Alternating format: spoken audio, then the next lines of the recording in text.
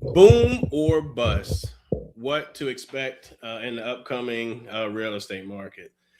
Tonight, we're going to discuss what's coming up in the real estate market for spring of 2026, things you need to work on and take a look out, things you may need to avoid. I'm answering all questions tonight pertaining to the home buying process and currently things that we see in the spring market. So let's get right into it. So currently in the spring market, spring market started early. Um, when I say it started early, typically it starts somewhere around March, end of March. This year, I believe it started in the beginning of February. Of course, this is all localized, and of course, I get a perspective from the national real estate market. In most cases, home prices are declining somewhat. Maybe not as much as you would see them go down per the MLS, but sellers are taking a little bit less than what they have it listed for, and they're offering some closing cost assistance. Back in January or February, I think it was January. It was not. I think it was January. Georgia had the highest amount of people back out of their deals. But right now, the market is up in all parts of the market. I do deals in Texas, essentially all 40, in 49 states. And we're seeing an increase of people going under contract and moving.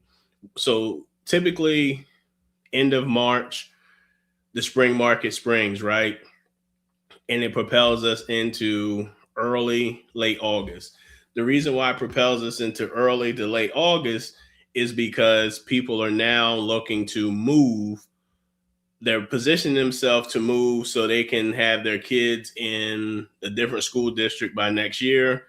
Some people are moving early in hopes that they can find a house and beat the rush. Also, some of these people who have found homes have been looking for months and months and months for the right situation and right home for them. We also are seeing interest rates because of the war we have going on in the oil crisis.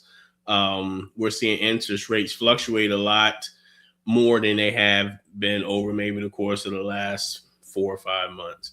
When I say fluctuate, Friday we get alerts, and we got an alert that said price for worse. And I think I saw two of them on Friday and then one on Thursday. Now, do I mean, hey, interest rates have went from, 6% to 7%? No, but there is an increase for the price for that 6% interest rate, as well as the seven, the whatever conventional financing is. So they've crept back up over the course of the last 30 days, 60 days, more so 30, right? As a consumer and as a buyer, you want to prepare. I'm always going to lean you and guide you to preparing for the market. If you're out there and you're still trying to time the market, please, please stop. Please stop trying to time the market. If you're looking to purchase, you need to weigh all options. And when I say weigh all options, you need to look at, am I buying, in a specific area? What exactly am I looking for? What are my needs? Do I need a 5 bedroom? Do I need 4 bedrooms? Do I need 6 bedrooms? Like, you need to look at those things. What school district am I looking in? If you can pinpoint some of those key and important ingredients, it's going to help narrow down the search and help you not be as frustrated. Do a little bit of due diligence up front.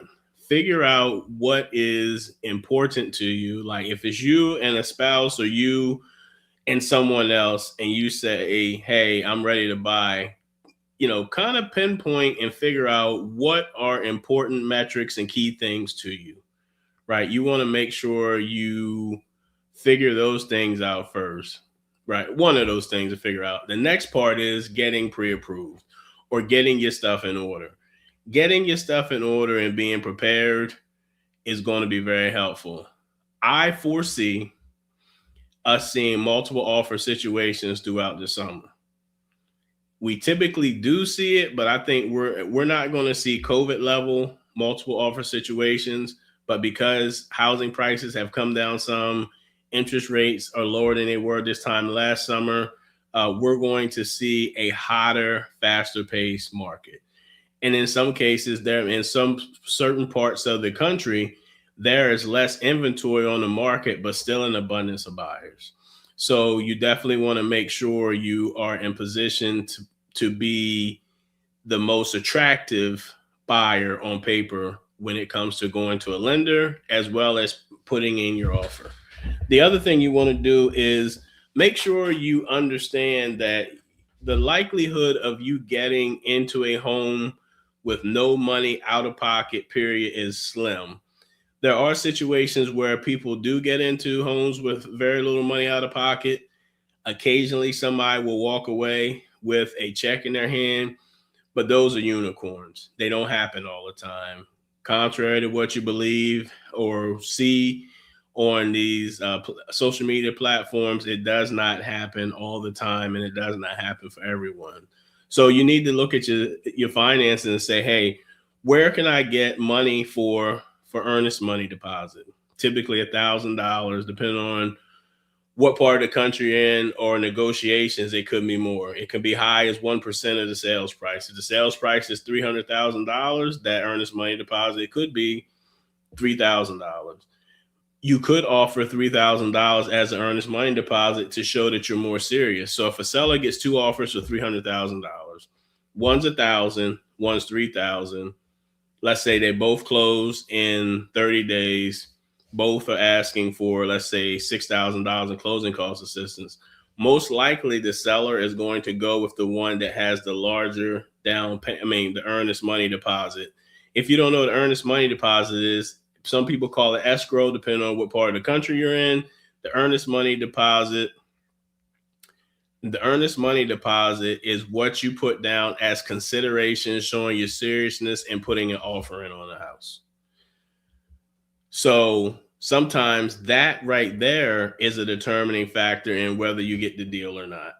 Now, in most cases, those funds are refundable if you don't go forward with the deal, as long as you hit all the metrics in the contract. But you can't back out if you decide you just don't want to buy a home and it's not within a specific period of time called due diligence, or if you do or don't have a denial letter from your lender. If you're preparing for the summer market, then you still want to do all of the same things. Again, I say it multiple times when I do videos. You want to make sure you have all of your documents in place. If you are an employee, you want to have your two most recent pay stubs if you get paid 30 days. So 30 days and most recent pay stubs. You want to have the two most recent months of bank statements, all pages, even if it's blank. You also want to make sure you have your most two recent your most two recent years of W-2s. So if in these last 2 years you work 3 jobs, we need all W-2s for all positions. If you work 4 jobs, you catch my drift. All W-2s, even if you're no longer working that job or that position and it's been within the last 2 years, we need the W-2 for that position as well. We need to have it in a PDF form. If you do not have it, you can go to irs.gov and get a copy of your income transcript, not your income taxes transcript, but your income transcript. The other thing is most companies nowadays have something called like ADP or Paylocity.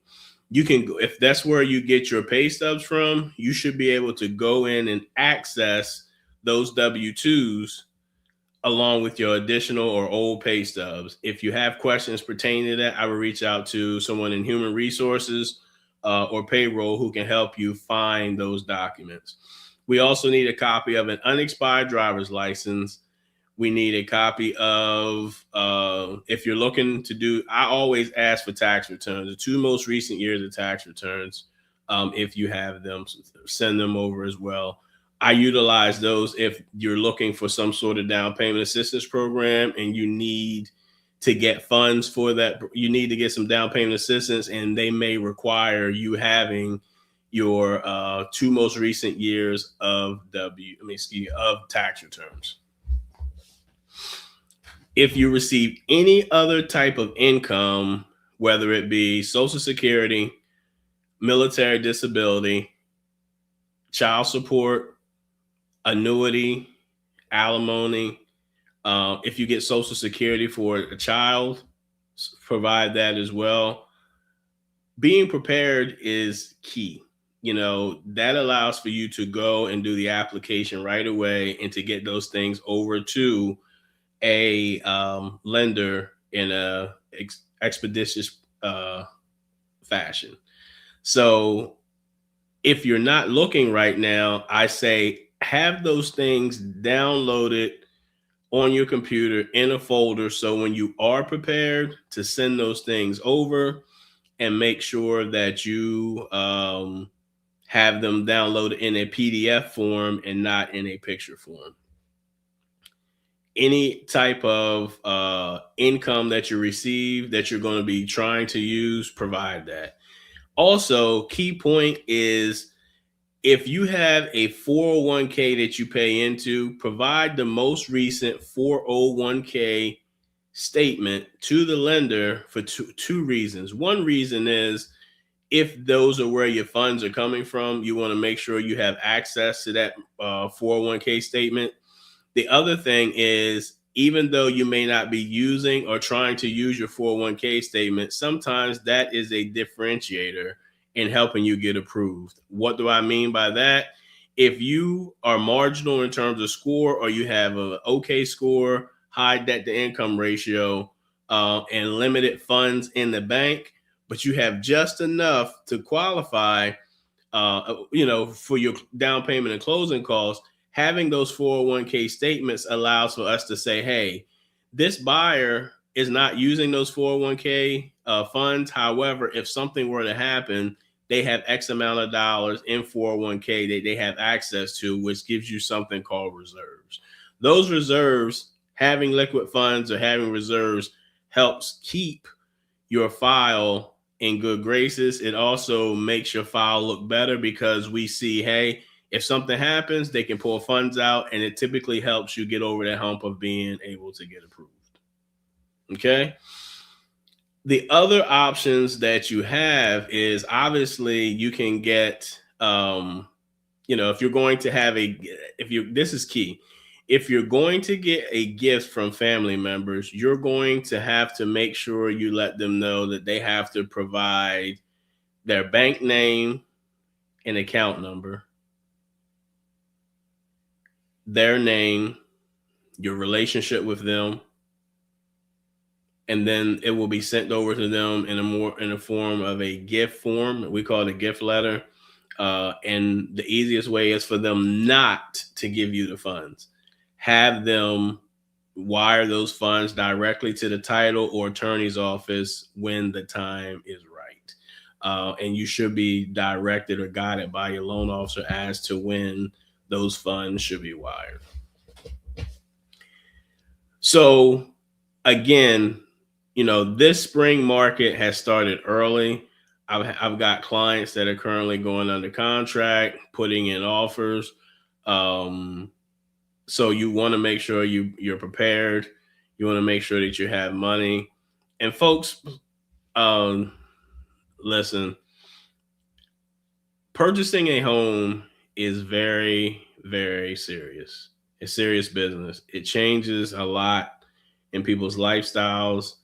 And it's not a super easy process because each person banks differently. They do their money differently. Their debt to income ratio is different, right?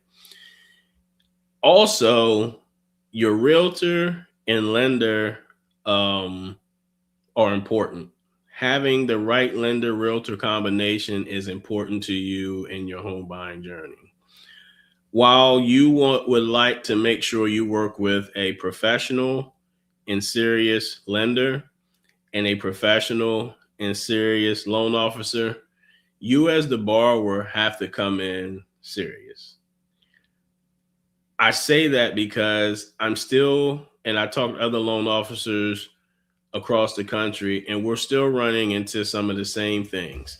The buyer wants you to pre-approve them for X $100,000, but they don't want you to pull their credit, or they want you to do a soft pull. Now, some lenders will do a soft pull. I don't do them anymore because what happens is when you do a soft pull, it does not provide all of the data that you need to pre-approve somebody, and you typically cannot run desktop underwriting to see if the person can get approved. So if a person has a specific, let's say they got a 700 credit score, everything else looks good, and that's on a soft pull. On a hard pull, we pull consumer credit reports, which is where the liens and judgments are. So if you got a 700 credit score, because liens and judgments no longer affect your credit score, and you have a 700 credit score, but you have liens and judgments, now we have to figure out how can we fix this problem so that Mr. and Mrs. Johnson can buy a home. Do they have 3 months of payment plan, 3 months of on-time payments to the judgment? Is it even their judgment? Listen, the other part is when a judgment or lien shows up on your credit, even though it may be paid for or it's not yours, you're going to still have to do some work and make sure that you get that taken off. No, the first thing to do is not go to credit repair and pay somebody to have it taken off. What you need to do is what I'll do is I will give you the case number and what court it's in. You reach out to that court and ask who the person is who filed this case against you. 9 times out of 10 is typically on that liens and judgment report. And you reach out to them and ask, hey, I have a bill in my name. It's such and such. I do not have any recollection of having this lien or judgment. Sometimes it's satisfied and you forgot you paid it. Sometimes it's not even yours. I had a client who we called and the lady had the same name as her, except the middle names and initials were different. With that being said, they had to remove that from her credit. So you're going to have to do some work, but the first thing to do is not to go run and have credit repair remove it for you, because it doesn't benefit you paying for that when it's a simple phone call that you can make. Let's say it's 3 phone calls, one to the courts, one to the person who says you owe funds, and then one back to me to report, hey, Kevin, I found out that this was not my lien or judgment. They're going to send me a paperwork to remove it. They're also going to send it to the county to tell them, hey, this is not the right Kevin Jefferson. So those are key and important things. I know it's frustrating. I know you don't want to work on it, but you're going to have to. I understand it's not showing up on your credit report anywhere and you don't see it, but it's there. And that's the information that we pulled. I'd rather address those issues up front rather than to address them while we're under contract and looking to purchase a home. Cool. I'm not gonna say my prediction. I think we're gonna have one of the better, higher selling in terms of homes, probably that we've seen in the last 4 years.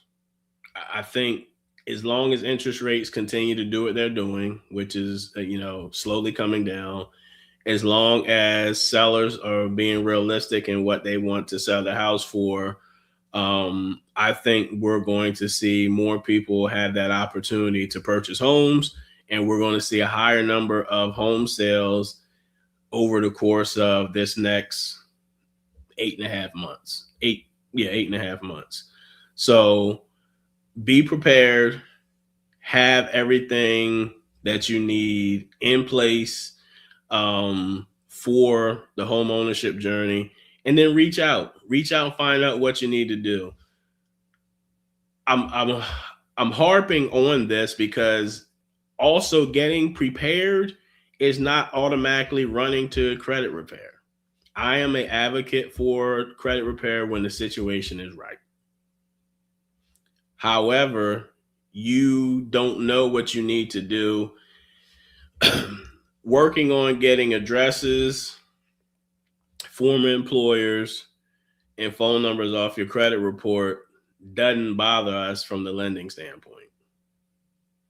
We don't look at that. Does it potentially help other, clean up your credit report some, and other, people being able to find you or do certain things? Yes. However, when you're purchasing a home and obtaining a mortgage, that doesn't affect your ability to get qualified or not qualified. That's for if you're looking to get business funding, or those are tricks, and tips that credit repair gives you to, so that you can dispute things and do whatever it is that you do. Running a credit repair and spending that $50, $60, $70 a month is not key. Now, what I do is I work alongside credit repair people, and I say, hey, here's the game plan for ABC buyer. This is what they need to work on. If you feel as though, hey, I'm okay paying to have somebody work on these things, then that's fine. But most of the time, the game plans that I give you, you don't really need credit repair. You also, again, want to make sure that when you have your credit report, or if you get a copy of your credit report, or if you had credit repair and you're finished with that process, that you go to annualcreditreport.com, pull a copy of your credit report, and or call the 3 credit agencies and ask them to remove all dispute verbiage on your credit report.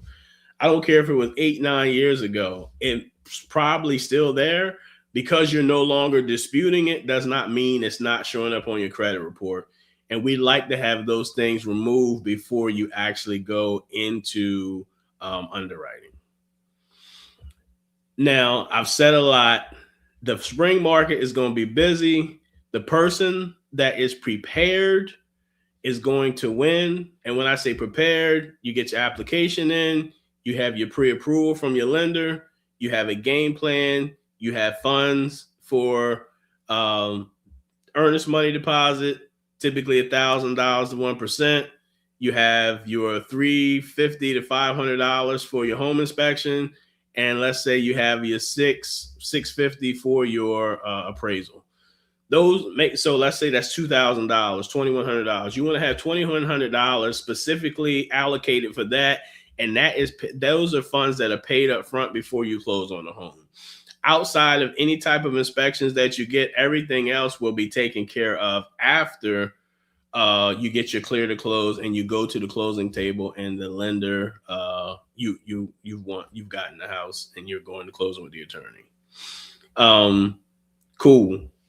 Tonight, if you just joined this conversation, just joined this live, we're discussing boom or bust. What type of market is it? And how to prepare yourself to win in this market. Again, I think it's going to be a very competitive market. Is it going to be like the pandemic or COVID times? I don't foresee it. However, I do believe that we're going to see a record number of homes sold in 2026, probably the most that we've seen since 2021-22.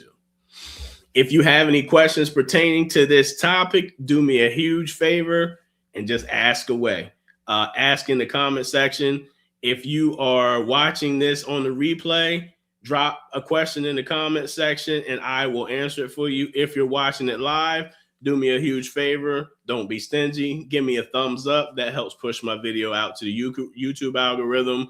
I do want to say something. I appreciate you guys for joining me on Sundays, joining my lives. Everyone who has supported me, watched the video, giving me a thumbs up, and subscribe to my channel. We're now over 5,000 subscribers. I've been trying to get to 5,000 subscribers for like the last 2 years. And it was a great sense of accomplishment. And I would not be able to have done that without you guys helping me. So I definitely appreciate it. Thank you for your continued support. And if you're new to the channel and you're just like, man, I don't think I subscribe, hit that subscribe notification. hit that subscribe button, and then there's a notification button to hit, and it'll tell you every time I go live or put up a video. If you watch my channel and you're like, you know what, I'm not subscribed to your channel, Kevin, do me a huge favor and hit the subscribe button. I appreciate you guys.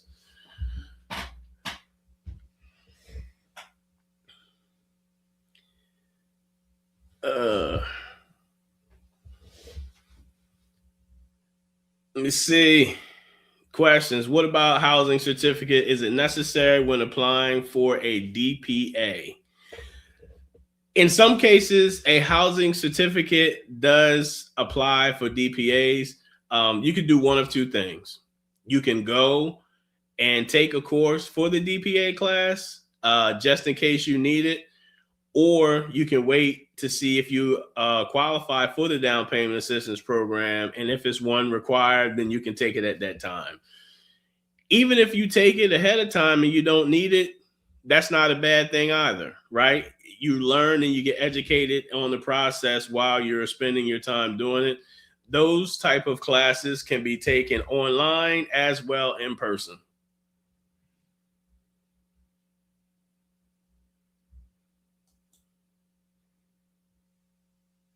Thanks, Mr. Clark. I appreciate it, man. You next, brother. You next. Congratulations on your closing. I saw your post the other day. Congratulations on making your closing.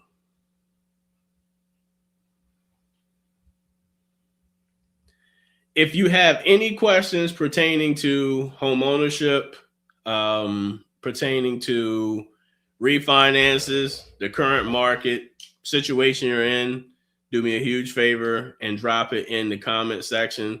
We have some people watching, so I'm hoping that we get some questions. Also, we have a Facebook group. In my Facebook group, the link will be below in the description section after this live for you to be able to join my Facebook group. And the same thing with my email list. I have an email list. I email people my list 3 times a week, Mondays, Thursdays, and Saturdays. Tuesdays, Thursdays, and Saturdays. And we discuss topics about home ownership, as well as I also send out when I'm going live, what videos have been released in case you missed something. So if you're a part of the newsletter team, you should be getting my emails. Do me a huge favor. If you are a part of my team, of the newsletter squad, and you're not receiving my emails, do me a huge favor and let me know. So a couple of things could be happening. It could be bouncing into a junk folder. And once you look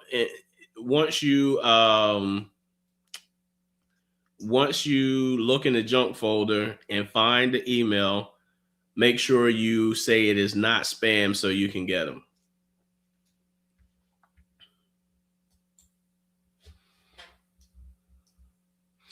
So I'm not going to butcher this name. I'm just going to call you Kia, if you don't mind. So Kia asks, how long does a pre-approval for a mortgage last? What's the expiration date? So typically pre-approvals last 45 to 60 days in terms of a specific pre-approval, right? The credit report itself lasts 120 days. So after 120 days of you having the pre-approval, you will then have to get your credit repulled because we cannot. So when I say that, it's not just being under contract. You have to close on a loan within 120 days unless we have to repull credit. So that's a good question. Hold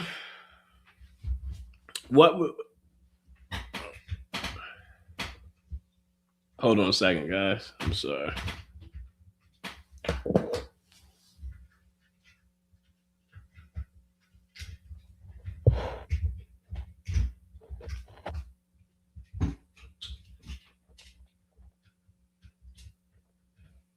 All right, gotcha. So would it be better to buy this year or next year? My husband and I spoke uh 21, I guess, to one of our bank representatives, and he told me next year would be a better year. How would he know? Like, nobody knows whether next year is going to be better than this year or not. Um, I say buy when you can afford. If it's in your game plan or in your cards to purchase now, I would definitely look into it. But somebody telling you that next year is going to be a better year, none of us have no way of knowing. If he knew for sure, he wouldn't be sitting in the bank. So I would say take a look at this year, and if it's you and your husband's game plan or in the cards for you guys to purchase a home, I would apply right now, or look to buy this year. And do me a favor, tell him to send all his people who want to buy this year to me, and then I'll get him into a house if he doesn't want to do the loan for him this year. I'm being funny. Thanks. What type of loans do you see the buyers applying for a lot currently? Whatever, man. I'm seeing a lot of FHA. I'm seeing a lot of conventional financing, VA, bank statement loans, DSCR loans for investments, asset depletion. It's it's a gamut, brother. It's quite a few.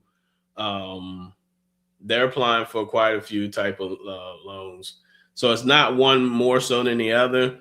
Most of the time, some people go with the FHA loan because it has a lower interest rate. Then you have people who are putting down 20% and saying, hey, I know mortgage insurance is a small fee, but I want to get rid of it. And they're putting 20% down. Then we got our veterans who are getting the properties with 0% down payment and sellers paying closing costs. So whatever, whatever the mortgage is, man, like this, a lot of people are applying, and we're seeing a lot of people with different type of loans. I don't even know if I'm closing more than one over the other. If it is, it's a close race. It's a close race.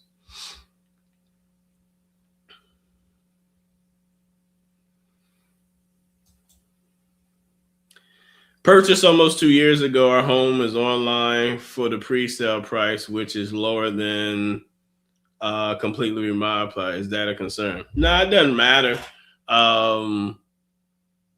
The people online don't know that you've renovated your home, so they wouldn't know what the renovated price is.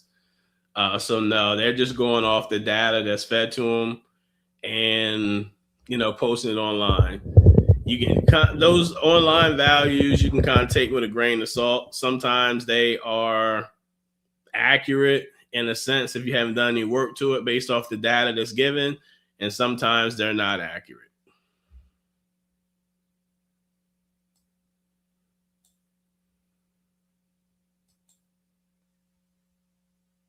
Does your company give loans for short sales or pre-foreclosures?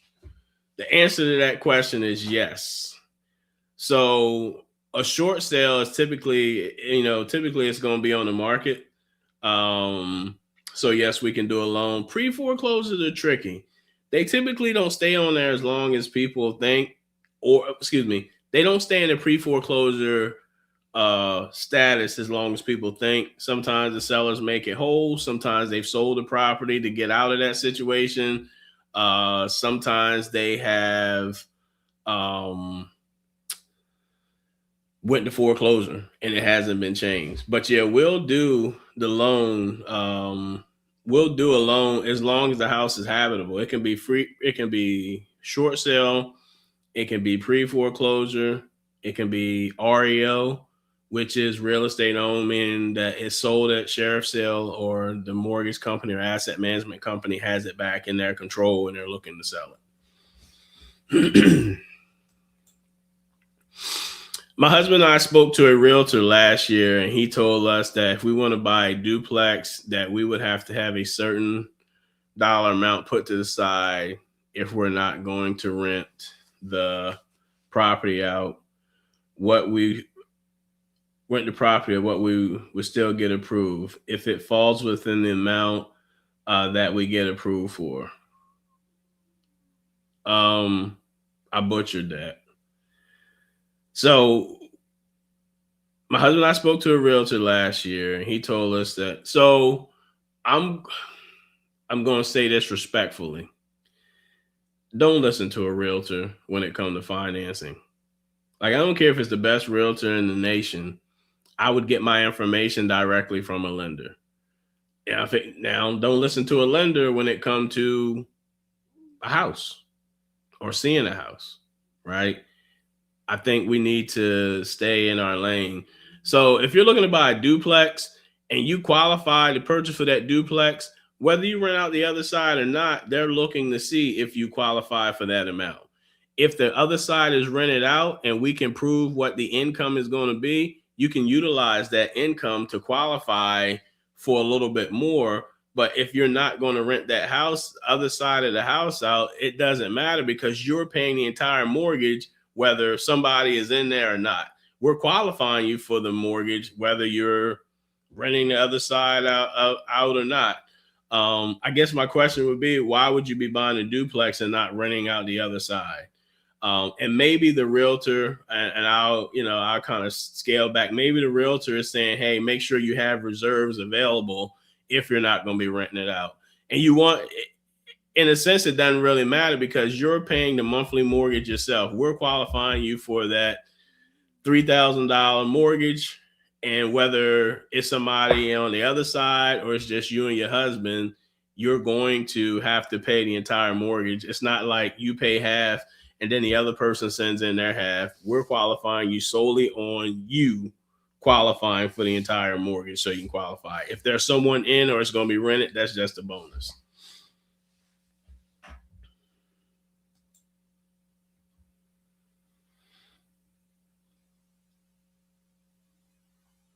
Let me see.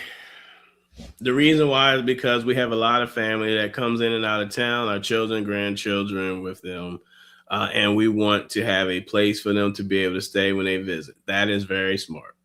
That makes a lot of sense. Um, so yeah, we don't care if you're renting out the other side of the duplex. We're going to qualify you based off of your income. So if the duplex does not have anyone living in it, then we're not using any additional income, and it's going to be solely based off of you and your husband. Okay. So maybe having some funds set to the side, because if it's metered separately for water and sewer and electric, then you'll have to have some money to keep those things on. So you're not cutting them on and off as people come in, which wouldn't make much sense. So you'll have to have some money to keep those utilities on while people are coming in and out of town. Later on, we may rent it out down the road. That makes sense. You got family coming in and out of town and you want that separation of them being in their own space, then cool. It's not a bad idea. I've talked to people where they were, I told them, hey, maybe you want to buy a duplex for your family because there was two people on the loan, let's say a mother and a child, and let's say adult child, and you can buy a house together. Mom stays in unit A, the child and her family stays in, or his family stay in unit B, but you purchased a home together, but you still have you're there together, but you have your separate spaces. That could be a good idea for you guys as well.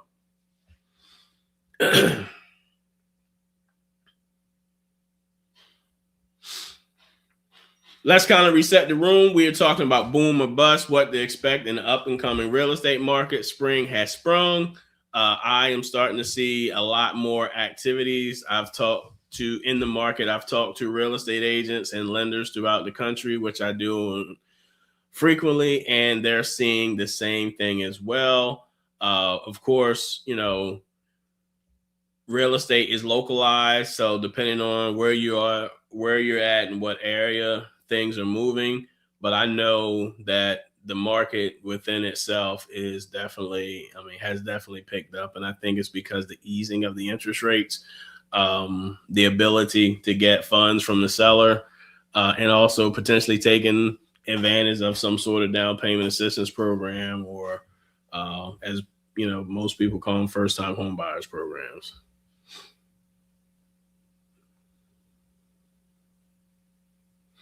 Nope.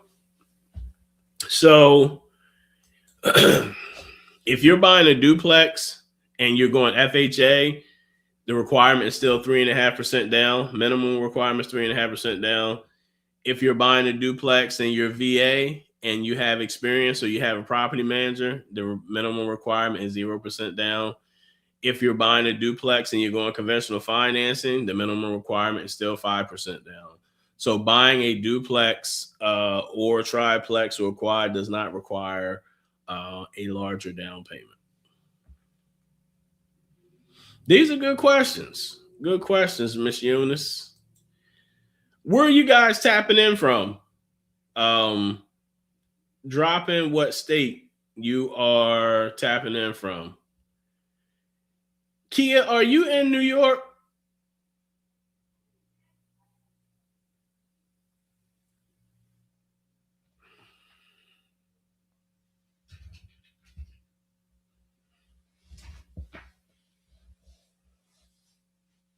Let me see.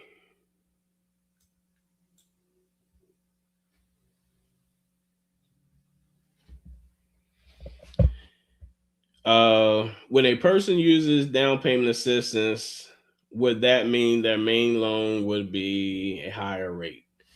Not necessarily.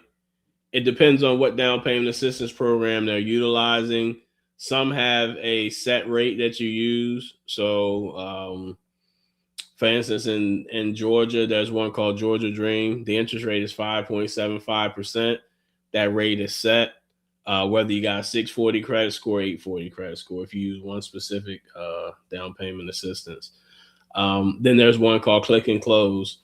Click and Close is a national down payment assistance program, which the interest rate starts at about 7.25%, and that's because you're using their funds, but you have the ability to buy down that interest rate. So if a seller is willing to contribute, if a seller is willing to contribute to your closing costs, if at all possible, use those funds or some of those funds to buy down the interest rate so that you can have a lower payment. And then also, you may be bringing some funds to the table. But, because it's down payment assistance, the interest rate is not always the lowest and it's not always the highest. It just depends on which program that you're utilizing.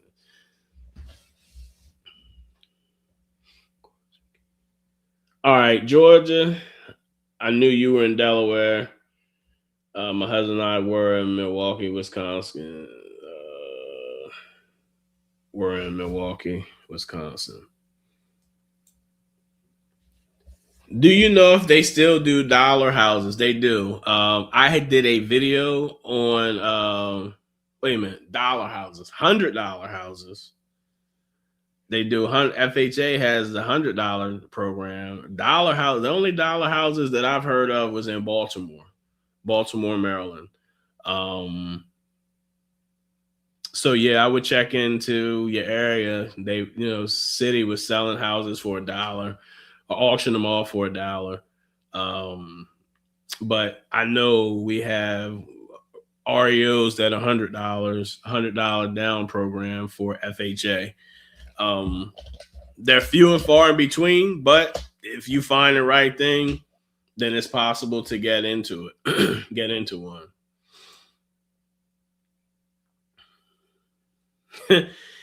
$1 was way back in the days in New York when Dinkins was the mayor. Yeah, David Dinkins. Let's kind of reset the room, guys. If you are viewing and you have a question pertaining to the topic of, the spring market, the boom or bust, if you have questions pertaining to the home buying process, home ownership journey, whatever you may have a question about, do me a huge favor. Drop your comment below in the comment section. If you're watching the replay, you can drop it down below. I appreciate you watching. I do answer the questions in the comment section. So definitely drop them. I try to look at them every day and stay on top of them, but typically no later than 2 days. If you don't see me answer your question in 2 days, somebody come check on me.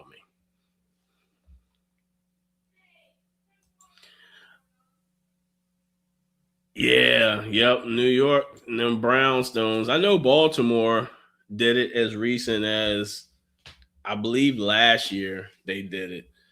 The houses need Baltimore had it. I think you had to show that you had the ability to renovate the houses too, and not just buy them. Because I think what may have been happening was people were buying the houses for $1 and paying the taxes on them, and not doing any improvements to the house, just letting them set there, and it's not improving the neighborhood. So, but check in your area and see if you can find something like that. But you're definitely going to have some sort. I'm sure you have $1 that you can buy one with. Just make sure you get yourself a loan for the renovations, not reservations. Any thoughts on Ohio real estate? I know there's still some good deals available in Cleveland. Cleveland, Ohio typically has good deals for investments. Um, I know certain parts of Ohio is big on condominiums, like Cincinnati. They have a lot of condominiums, so it just kind of all depends. Cleveland, I still know investors from different parts of the country who invest in Cleveland. I just pre-approved a guy in Virginia who wants to buy an investment property in Cleveland, Ohio. So Ohio's got the good prices from what I understand.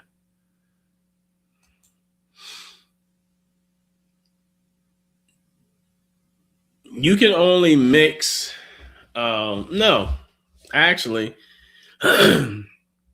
So can you mix personal credit and business credit to buy a property? No. We're going to look at Eunice and Mr. Eunice. Eunice and her husband. We're going to look at you. Doesn't matter even if you buy the property and you're a business owner. We're not going to look at the business credit. We're going to look strictly at your personal credit to see what debts you have coming in, what you have going out. Business credit, even if you're buying an investment property, we're not looking at your business credit. Business credit is typically used for people looking to get business loans for their business or obtaining finance through credit cards, and then they use it to potentially buy a property in their business name. But we still don't look at business credit when we're looking for them to buy the property in their business name. Hopefully that made sense.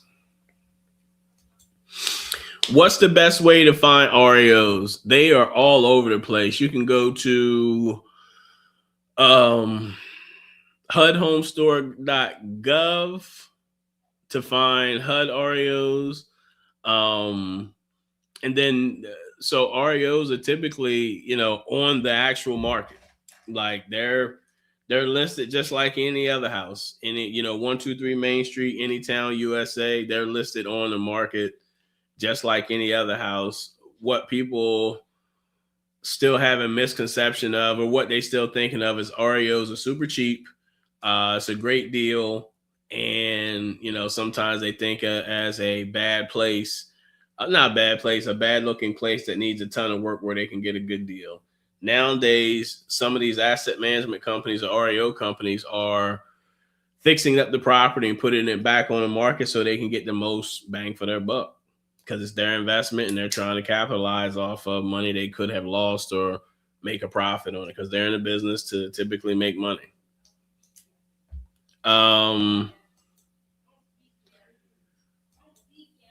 It says, okay, what's the best way to find REOs? The other thing is Kia. The other thing is just Google REO properties, because you got properties that could be listed with the VA, the FDIC, HUD properties. So like I would just kind of Google and find sites. I don't actually, you know what? That could be a good video. I'm gonna have to take notes. That would be a good video. Video on where to find REO properties. Let me take some notes, guys.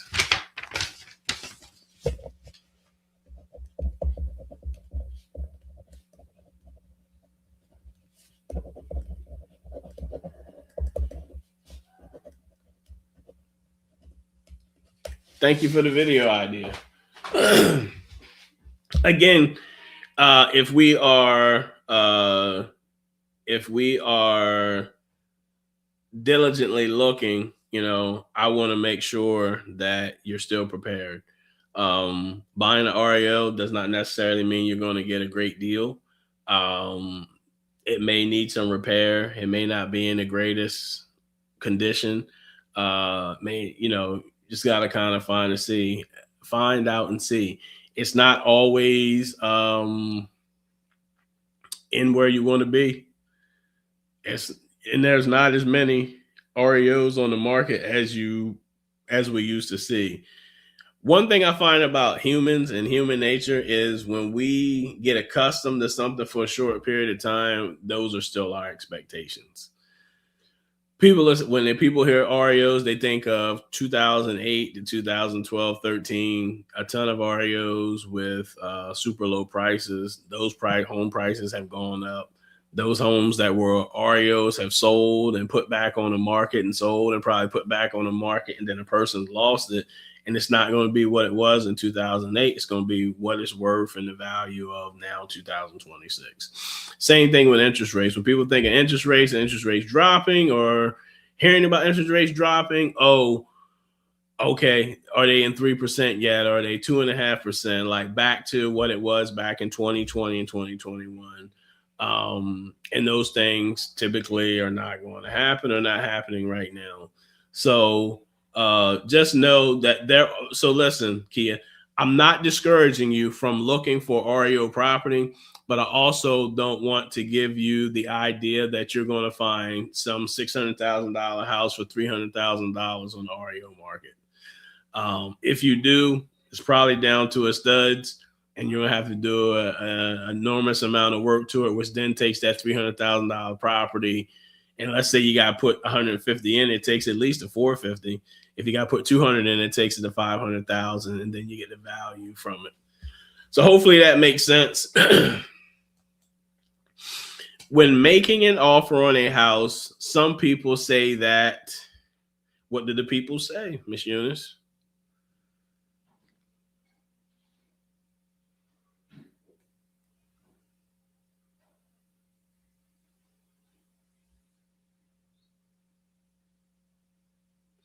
Oh, I got a big announcement too. For all my New Yorkers who have been reaching out and asking if I can help you, I will be able to help you starting April 1st. You heard it right. April the 1st, I will be able to help you obtain a mortgage in the great state of New York City. So if you're looking and you want to get ahead of the curve and see what you need to do, we're 16 days, 17 days out. Reach out to me, get on my schedule. Let's have a discussion. Tell your friends, tell a friend and family that I'll be able to do the great state of New York. Let me see. Is it a good idea or strategy to offer a strange number, for example, $341,000?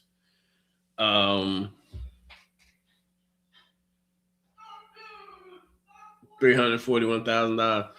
It just kind of all depends on you talking about New York, Ellie? It all depends on the offer. So if you're in a multiple offer situation, let's say the house is listed for 338, let's say 339. Yeah, New York is bananas. It's bananas. $339,000. Maybe you offer 341 because somebody might be offering 340. I know some cultures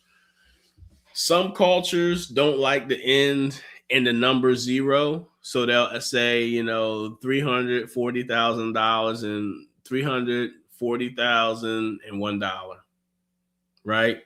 So it depends on the culture. But when you're making an offer, I don't think the number really matters unless you're trying to go higher than the next person. And then again, it all depends on what the person, what the house is listed for.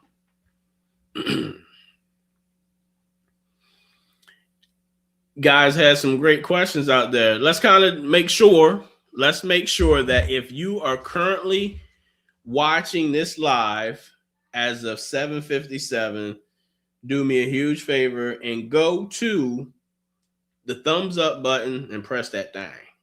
Press the thumbs up button for me. I've got time for a couple more questions before we jump. Do me a huge favor. Make sure you subscribe to this channel. Make sure if you're joining, just join, to go back and watch the beginning. We talked about the spring market and if it has sprung, things to do to make yourself attractive buyer and put yourself in a better or winning situation. It said, okay, thank you so much. This was an awesome video, great information. I appreciate it. I'm going to make sure I let my husband know that you're going to be available April 1st. The availability of April 1st is if you're looking to apply in New York, to buy in New York. If you're looking to buy in the other 49 states and the District of Columbia, I am available now. So I'm not, my schedule is not available until April 1st. Is if you're looking to buy in New York, I'll be able to do a loan in New York by April 1st. If you're looking to buy in any other state, I'm available now. Just grab a call with me, get on my schedule, and then we can talk on how to get you pre-approved for a mortgage. No problem, Miss Eunice.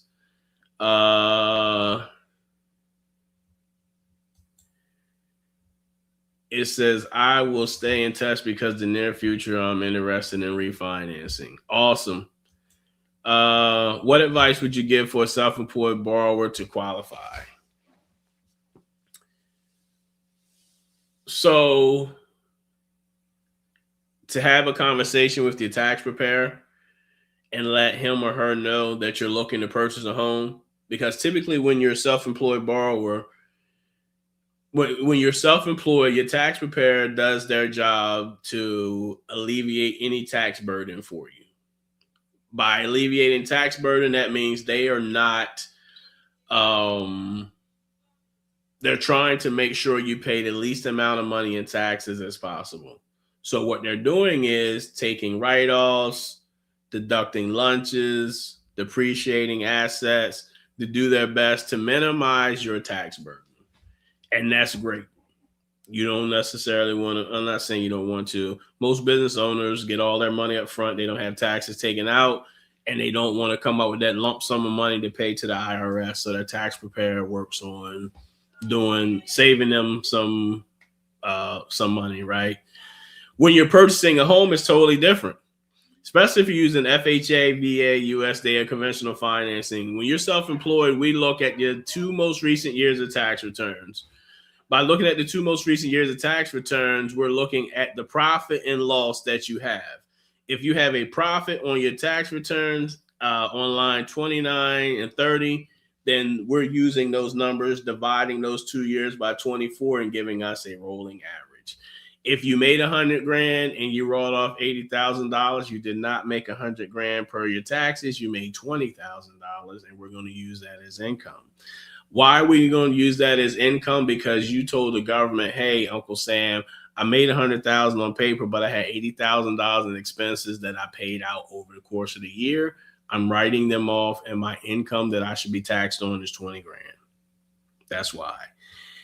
If that is not necessarily the case, I tell people, hey, minimize your expenses and show an income. If in fact you made a great amount of money and you have the ability to save, you can write off whatever you write off, and you can do something called a bank statement loan. A bank statement loan, we look at the deposits that go into your bank account that are for business, and we give you a percentage of that income that you can use towards your debt to income ratio. I do want to say this, that we can do 12 months or 24 months. The other advice, key advice that I want to give to someone who's a self-employed borrower, get separate bank accounts. Have a personal bank account for Kia and have a bank account for Kia Inc.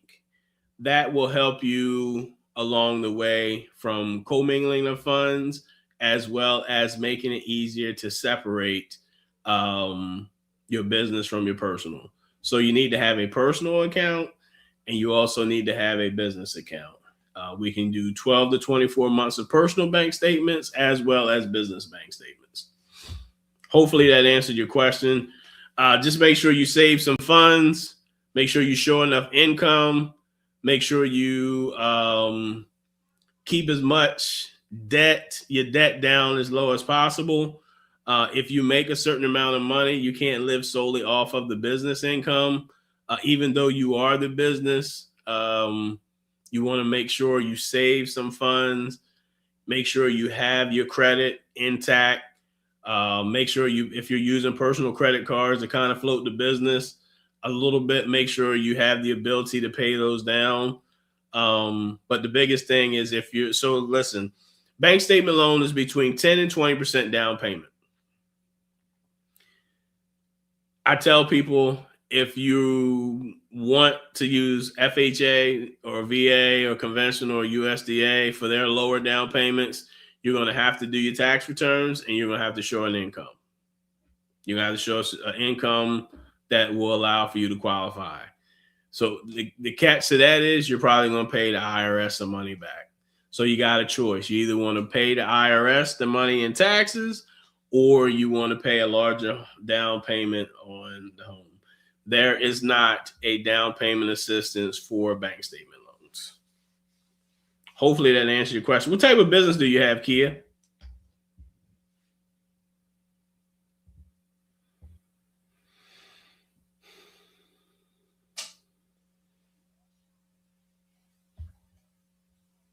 No problem, Miss Eunice. Hopefully I see your name on my schedule this week. My schedule is pretty wide open this week, so I would love just to grab a call with you and your husband and see how I can help you guys on your journey to homeownership.